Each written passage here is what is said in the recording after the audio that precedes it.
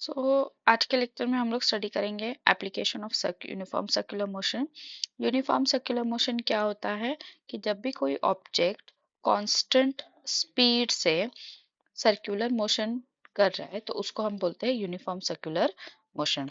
तो बेसिकली हम लोग 4 एप्लीकेशन स्टडी करने वाले हैं। सबसे पहला जो एप्लीकेशन है वो है हमारा vehicle along horizontal circular track. ठीक है। तो यहाँ पे मैंने एक इमेज बताई हूँ कि ये आपका हॉरिजॉन्टल सर्कुलर ट्रैक है और इस तरीके से ये व्हीकल इस डायरेक्शन में मूव कर रहा है। ठीक है। अच्छा, तो सबसे पहले हम लोग देखते हैं कि यहाँ पर क्या क्या फोर्सेस लग रहे हैं। तो हमें बेसिकली इस टॉपिक का हमारा एजेंडा क्या है कि इस व्हीकल को हम कितनी मैक्सिमम स्पीड ले करके जा सकती है सो दैट ये इजीली इस पर सर्कुलरली मूव हो सके। ठीक है। अब देखो आपने जनरली नोटिस किया, मान लो फॉर एग्जांपल ये व्हीकल पहले 20 मीटर पर सेकेंड स्पीड से जा रही है तो ये छोटा सर्कल ट्रेस करेगी।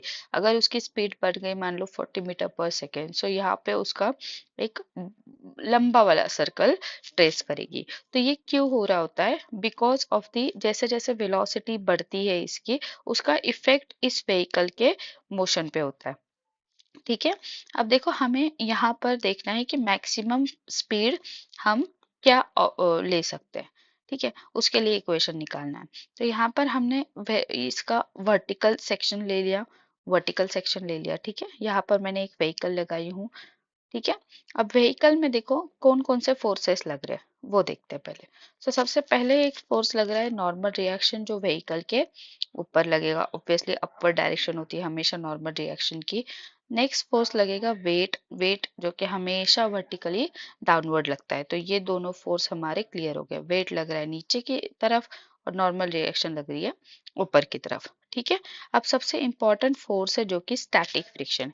स्टैटिक फ्रिक्शन का जो डायरेक्शन होता है जनरली वो किस तरीके से है यहाँ पर वो देखते हैं। ठीक है, और क्यों वो डायरेक्शन है वो भी देखते हैं। फ्रिक्शन के बारे में अगर आप लोग ने स्टडी किया है तो आप सबसे बेहतरीन चीज फ्रिक्शन के बारे में जो है वो ये है कि फ्रिक्शनल फोर्स जो है वो सेल्फ एडजस्टिंग फोर्स है। राइट, वो खुद को अपने सिचुएशन के हिसाब से एडजस्ट कर लेता है। अब देखो यहाँ पे क्या होता है, जैसे जैसे हम स्पीड बढ़ाने लगते हैं, मान लो कि ये जो है ये राइट टर्न ले रहा है। ठीक है, तो आप एक्सपीरियंस करोगे लेफ्ट साइड को पुल। ये आप कब एक्सपीरियंस कर सकते हो? मान लो आप बस में या कार में बैठे हो, तो जब व्हीकल राइट डायरेक्शन में जाती है तो आप एक आउटवर्ड पुल महसूस करते हो। राइट, व्हीकल का जनरल क्या नेचर होता है, वो क्या करती है बाहर की तरफ जाने की, स्किड होने की चांसेस भी ज्यादा होते हैं। राइट, तो इस डायरेक्शन में जाने से रोकने के लिए यहाँ पर जो लगता है अपोजिट डायरेक्शन में लगता है फ्रिक्शनल फोर्स। अब फ्रिक्शनल फोर्स किसकी वजह से होता है?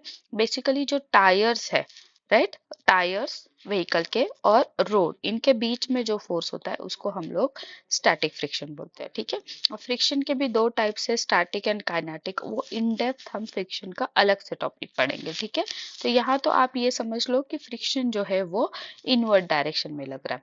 अब इनवर्ड डायरेक्शन में जो फोर्स लगेगा ऑब्वियसली वही तो रिस्पॉन्सिबल है हमारा सर्कुलर मोशन कराने के लिए। और हमारे पास एक और फोर्स है जो हमेशा सर्कुलर मोशन होने के लिए जरूरी होता है, जिसे हम लोग क्या कहते हैं? Right, centripetal force. Centripetal force हमने लास्ट लेक्चर में अच्छे से पढ़े थे। ठीक है, सो बेसिकली ये जो स्टैटिक फ्रिक्शन होगा वो हमें सेंट्रीपिटल फोर्स प्रोवाइड करेगा।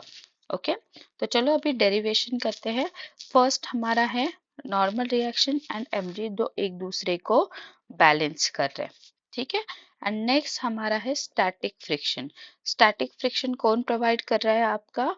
स्टैटिक फ्रिक्शन क्या प्रोवाइड कर रहा है हमें? सेंट्रीपिटल फोर्स कर रहा है। So this is equals to centripetal force. So that's why I am writing F S equals to centripetal force का मैथमेटिकल एक्सप्रेशन क्या है? एम आर ओमेगा स्क्वायर, या फिर आप लिख सकते हो M V square by R. तो मैं ये वाला यूज कर रही हूँ। ठीक है, so this will be equals to M V square by R. Let me call this as equation number 1 and this as equation number 2। ठीक है, let me divide equation number 2 by 1। ठीक है, तो हमारे पास क्या होगा? F S divided by N will be equals to M V square by R divided by M G. तो यहाँ पर ये दोनों कैंसिल हो जाएंगे। Here V square upon R divided by G and here V square upon R G. तो हमें क्या इक्वेशन मिला यहाँ पर, F S upon N is equals to V square upon R G. यहाँ पे देखो एफ एस जो है वो है आपका frictional force, N is your normal reaction, V is velocity of vehicle, R is radius of circular track and G is acceleration due to gravity. Okay, so यहाँ पर अगर, चलो मान, ये तो इक्वेशन आपका हो गया, ठीक है। अब आपकी वेलोसिटी इतनी बढ़ गई कि आपका स्पीड जो है वो मैक्सिमम हो गया, ठीक है। अगर आपका स्पीड बढ़ रहा है तो ऑब्वियसली फ्रिक्शनल फोर्स भी बढ़ेगा, राइट। सो ये जो एफ एस है वो बन जाएगा आपका F S max, right. And we have F S max is equals to mu S N. ये आपने 11th स्टैंडर्ड में पढ़ा होगा। What is mu S? This is coefficient of static friction and this is your normal reaction. Okay, so let me put these values in this equation. So आपका fs अगर fs max हो गया तो यहाँ पर v जो है वो बन जाएगा v max square divided by R G. Okay, so F S max के जगह हम लोग क्या लिखेंगे यहाँ पर, mu S N divided by N, this is equals to V max square divided by R G. ये दोनों कैंसल हो जाएंगे। We have mu S is equals to V max square divided by rg, and that which implies that v max square is equals to mu s rg, and finally taking square root, v max is equals to under root mu s r g, and this is the equation। ये आपको क्या equation मिला है कि अगर इस particular speed से कोई भी व्हीकल मैक्सिमम इतना स्पीड ले सकता है, ठीक है। अब यहाँ पर देखो V max, जब हॉरिजॉन्टल सर्कुलर ट्रैक पर कोई भी व्हीकल जा रहा है तो वो किस पर डिपेंड कर रहा है, देखो R तो कांस्टेंट ही होगा, राइट, जो कि है radius of the circular track, G भी कांस्टेंट होगा, राइट। और यहाँ पे ये जो म्यू एस है कोएफिशिएंट ऑफ स्टैटिक फ्रिक्शन, इस पर हमेशा V max आपका डिपेंड करता है। तो अगर आपको एग्जाम में ये अगर पर्टिकुलर टॉपिक आया तो आपको V max निकालना होता है, ठीक है। सो होपफुली आपको ये टॉपिक बहुत अच्छे से अंडरस्टैंड हुआ है।